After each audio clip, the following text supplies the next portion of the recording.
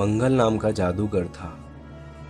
वह मंगल जादूगर के नाम से बहुत फेमस था, लेकिन वह बहुत घमंडी और मूर्ख था। उसके आंख में ऐसा जादू था कि वह जिस पर भी इशारा करता वह व्यक्ति उसका गुलाम बन जाता था, जिसकी वजह से शहर वालों ने उसे भगा दिया और वह भागकर गांव की ओर चला आया। गांव में दर दर भटकते भटकते काफी थक चुका था। कुछ दूरी पर उसे एक बड़ा सा बंगला दिखाई देता है।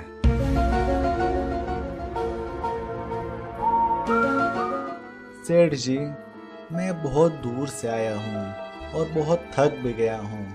क्या आप मुझे यहाँ रुकने के लिए थोड़ी जगह दे सकते हैं? नहीं नहीं, तुम्हें यहाँ कोई जगह नहीं मिलेगी। जाओ यहाँ से। आओ मेरे आका, आओ। मैं तुम्हारी क्या मदद कर सकता हूँ? हा। अब आया ना ऊँट पहाड़ के नीचे, मुझे आराम करने दे। दूसरे दिन मंगल जादूगर बंगले से बाहर निकलकर रास्ते से आने जाने वालों के ऊपर आंख से उन पर जादू करता और उन्हें अपना गुलाम बनाकर उनसे काम करवाता। इस बात की चर्चा सारे गांव में फैल गई और लोग उस बंगले के आसपास से आना जाना बंद कर दिए। अरे तुमने सुना है, हमारे गांव में कोई जादूगर आया है जो बड़े सेठ के बंगले में रहता है। अरे वो जिसे देखता है ना उसे अपना गुलाम बना लेता है। हाँ, मैंने भी सुना है। वो बहुत लोगों को अपने नौकर बना लिया है। कहते हैं ना कि मूर्खों को किसी भी चीज की कद्र करना नहीं आता, बस वह उसी प्रकार ही है। मैं तो अब उस बंगले के पास भी जाना बंद कर दिया हूँ, क्योंकि मुझे वैसे ही पहले से डर लगता है। बंगले के पास जाने के बाद छोड़ो, मैं तो अपने घर से भी नहीं निकलता हूँ। पता नहीं मुझे भी अपना नौकर बना ले। चलो अब हम सब भी घर चलते हैं, वैसे भी शाम हो गई है।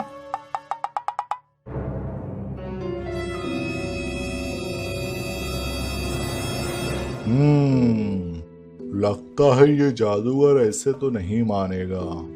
मुझे अपने जादूगर बेटे को बुलाना ही पड़ेगा, नहीं तो ये मूर्ख जादूगर सारे गांव वालों को अपना गुलाम बना लेगा। मुझे मेरे बेटे को बुला करके इस जादूगर के चंगुल से गांव वालों को बचाना पड़ेगा। बेटा शक्ति, जल्दी से मेरे गांव आ जा। यहाँ एक मूर्ख जादूगर कई सारे गांव वालों को अपना गुलाम बना लिया है। ठीक है पिताजी, मैं जल्द से जल्द गांव पहुंचता हूँ। दूसरे दिन शक्ति जादूगर अपने पिता के घर पहुंच जाता है।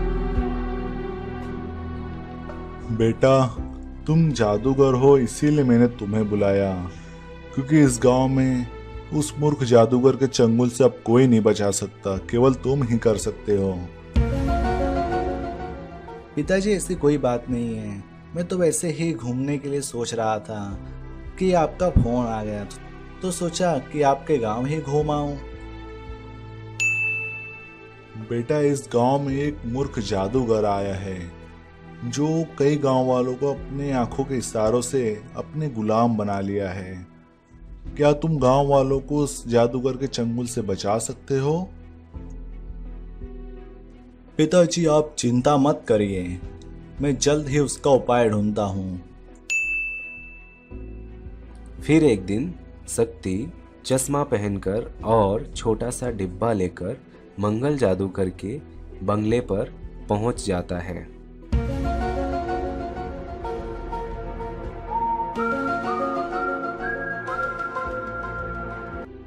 हुजूर, अगर आप अनुमति दें तो मैं आपके लिए एक भेंट लाया हूँ। जरूर जरूर फरमाइए। हुजूर, मैं आपके लिए एक नीलम का हीरा भेंट स्वरूप लाया हूँ। हाँ जरूर, दिखाओ मुझे कैसा हीरा है। शक्ति जैसे ही डिब्बा खोलता है कि उसमें बने शीशे के कारण मंगल जादूगर का चेहरा उसे खुद दिख जाता है और उसके आंखों का जादू शीशे के परावर्तन की वजह से उसके खुद के ऊपर पड़ता है और उसका शरीर जलने लगता है। कुछ देर बाद वह भस्म हो जाता है और फिर शक्ति जादूगर अपने जादुई शक्ति से मंगल जादूगर के द्वारा बनाए गए गुलामों को आजाद कर देता है।